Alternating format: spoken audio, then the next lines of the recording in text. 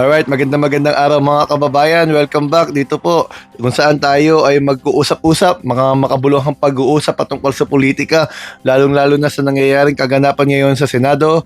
Inyo po sana ako samahan. Tayo po ay magko-komento at ibibigay ang mga opinion natin gaya ng mga nakaraang videos natin. Pero bago po yan, sana po kayo po ay mag-comment, mag-subscribe at mag-like sa videos na ito. Sa mga videos na mga pinost ko at ngayon ang gagawin po natin ay pag-uusapan natin itong nagaganap na Blue Ribbon hearing. Pero sabi ang galing nga paliwanag ko lang po linawin natin. May binanggit si Kiko Pangilinan, Senator Kiko Pangilinan, na talagang makikita natin pinagkaiba sa kabilang kabilang grupo. Ang sabi niya, hindi daw pwedeng tawaging Blue Ribbon Committee hearing yon. Doon daw isang, ano ba tawag nila doon? Consultation meeting. Blue Ribbon Consultation Meeting. Ang dahilan niya, kasi hindi pa naman nako-constitute yung Blue Ribbon Committee. Wala pa namang napapadalang miyembro o wala pa naaprubahan kung sino magiging members ng minority at ng majority. Tama yun. Dapat dumaan sa proseso bago magkaroon ng hearing. O maganda talaga, sumusunod siya sa rules. Hindi katulad nung kabila, basta nilagay yung mga pangalan ng minority para matuloy nila yung meeting. Di nga na itakil sa plenaryo Diba? Basta gusto lang nila yung baguhin yung rules Ganun-ganun na lang Pero ito, bagamat nandun na sila, may Senate Secretariat doon na nagre-record, kumpleto sila doon. Pinaliwanag niya na hindi pa rin maituturing na Blue Ribbon hearing yun dahil nga naman, hindi pa nako-constitute yung kabuuan ng komite. Ngayon, pag-usapan po natin yung mga ibang nangyari. Kanina po sabi ni Senator Raffy Tulfo, inisa-isa niya yung mga ilang inconsistencies doon sa naging hearing di umano ng grupo ni Cayetano noong June 4. Kung saan yung Marine 18 o 18 Marines ba yun? Pero sinabi na nga ng AFP, huwag na daw gagamitin yung Marines dahil nga karamihan pala dyan na hindi naman pala miyembro ng Marine o hindi naman tinanggal dahil may mga ginawang kapalpakan o kasalanan siguro at yung iba naman yung isa nga daw doon 10 months lang nag-awol na diba? Pero ganun pa man, inisa-isa niya ilang mga inconsistencies. Ngayon po, napaliwanag ko rin po yung sa kabila kong video yung inconsistencies ng mga sinabi nila June 4. Pero maganda rin yung pinaliwanag ni Senator Raffy Tulfo. Unang-una nga, sabi nga niya, binanatan muna niya sila Alan Cayetano, kasi nga naman demanding Gusto niya, tinatanong niya bakit wala siya sa front page. Binanatan tuloy siya ni Raffy Tulfo na bakit mo hanapin yung mukha mo sa front page. Maraming mahalagang balita. But anyway, inisa-isa niya, ano po ba yun? Una doon, yung kay muna tayo, kay Laila de Lima. Hindi pa naman siya kongresista pero nilagay yung pangalan niya. Tapos sinabi, ay mali, nagkamali lang sila. Di ba? Tapos kay Tito Soto, di ba? Ibinigay daw yung maleta doon kay Mark, executive assistant niya, na 2015 pa pala patay. Talagang magulo Tapos hindi pa naman senador siya noon. Hindi siya government employee nung taon na yon. So, ipagpalagay na natin may natanggap siya kung totoo man yun. Anong kaso? Hindi naman siya government employee. Pati yung kay Laila de Lima. Pero nga, hindi nga nangyari yun kasi nga, binigay nga nila sa isang Mark 9, patay na pala 2015. Dilokohan, yung cellphone nila na sinasabi nilang 2024 pinilitan ng iPhone 16e. Yung pala 2025 pa 2025 lang ni-release yung cellphone na yun.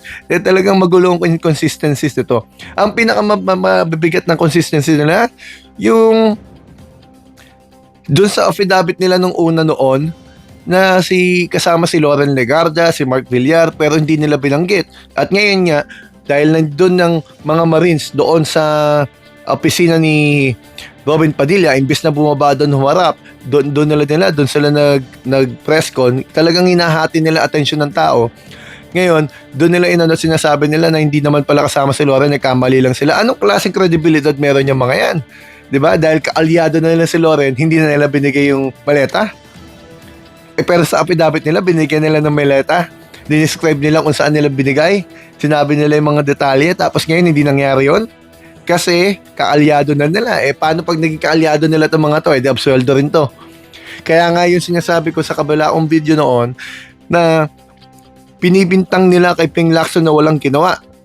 Pero yung sa report ni Ping Lacson na dapat kasuhan, tandaan po natin dahil sa yung hearing ni Ping Lacson, nakakulong ang Diskaya, nakakulong si Bong Revilla, nakakulong si Jinggoy Estrada, at kung sino-sino pa nakulong. Paano walang ginagawa? Ang gusto lang kasi nila, tumbukin yung gusto nilang tumbuking tao. Ang problema, ang ebidensya sinusundan. Kung tatamaan ka, si Bong Revilla kaalyado.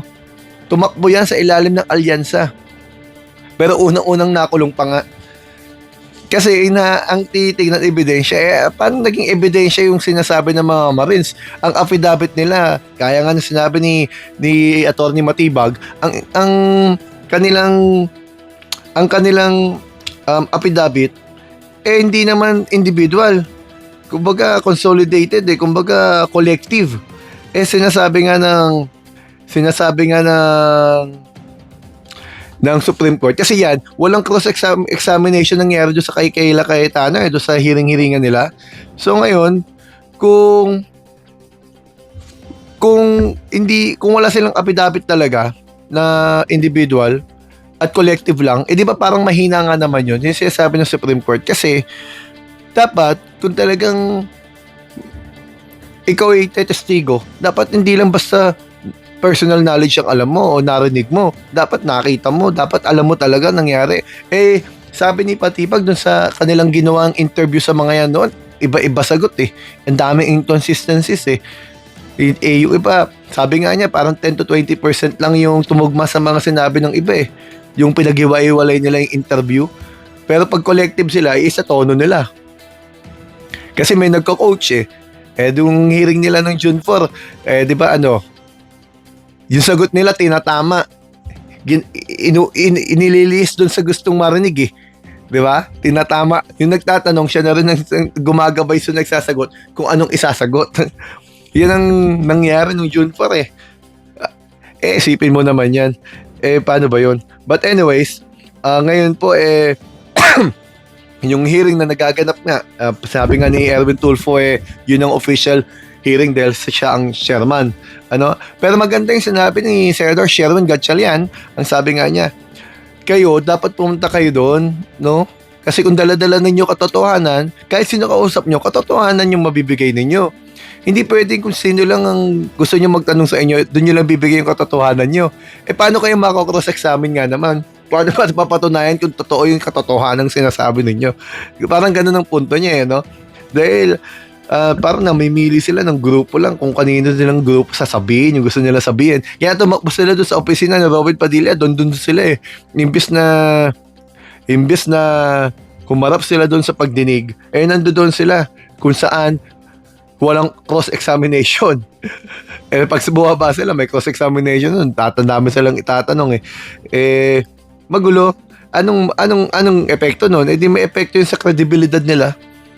Yung pabago-bago nilang statement at masabante, laban-bawi nilang statement, talagang magugulo. Kasi ang ebidensya ang mahalaga, hindi ang titulo. Kahit ba Marines ka, kung nagsisinungaling ka at wala kang ebidensya di ba? Halatang may collective meeting, merong coach, kumbaga, may nagtuturo. Kasi may nagtatama ng sagot nila pag tinatanong sila May coordination ang testimony nila kumbaga collective narrative. Yung naratibo nila meron lang gustong puntahan na sila lang din ang nagkakasundo-sundo. No? Halatang kumbaga sa tawag doon reverse concocted kumbaga. Sinabi yun ni Senator Miram Santiago sa isang hearing noon. Ngayon, kung independent recollection nga naman yan, kung isa-isa yan, hiwa-hiwalay mong i-interviewin, katulad ng ginawa noon, at sinasabi ni Atty. Matibag, iba-iba nga daw ang detaling nakuha nila, magkakaalaman. Kaya nga daw sa 18 yan, 5 lang may affidavit na napirmahan Tapos yung iba, dahil dumating na daw yung attorney nila, pinababawi daw ng attorney, ayaw ibigay no? Bakit kaya? Bakit kaya namimili kayo ng gusto yung pagdausan ng katotohanan ninyo? Diba? Kaya nyo pirmahan mismo yung mga affidavit ninyo. Ano kaya yun? Lumalabas na ang ebidensya nila mahina, ang argumento nila mahina. Kaya nga yung bintang na meron daw offer dyan na 5 million si Mike Defensor, sabi doon sa hearing kanina, o kanina, meron nga daw sila nakuha, isa sa Marine dyan nagsalita ata sa kanila. At dahil nasusurveillance sila, parang 350,000 pa lang nakukuha dun sa pinangakong 500,000 ata na pang negosyo. Bukod pa yun sa 5 million. Matindi talaga meron silang joint affidavit na ang hinihiling ni Matibag sana may individual affidavit. Wala naman talagang batas na namimilit na individual affidavit. Kaso nga lang, sa sitwasyon kasi nila, ang credibility nila, kaduda-duda na no? Mahirap. Tamo ngayon, si Loren Legarda, safe na. Tinanggal nila doon sa nauna nilang affidavit. Ano ba naman yan? Nako, mahirap sundan yan kung tutulog-tulog. Pero ang mangyayari po niyan, kaduluduluhan, lalabas pa rin po ang totoo. At dun po sana tayo magkita-kita, magsama-sama mga kababayan, kung saan ang bayan at bansa natin ang inuuna, hindi yung sariling interes sa ilang politiko. Kaalyado man o hindi, pag lumabas ang katotohanan, dapat dun tayo. Hanggang dito po muna, maraming salamat sa inyo. Huwag niyo po sanang kalimutan mag-subscribe, mag-comment at mag-like. Salamat po sa inyo.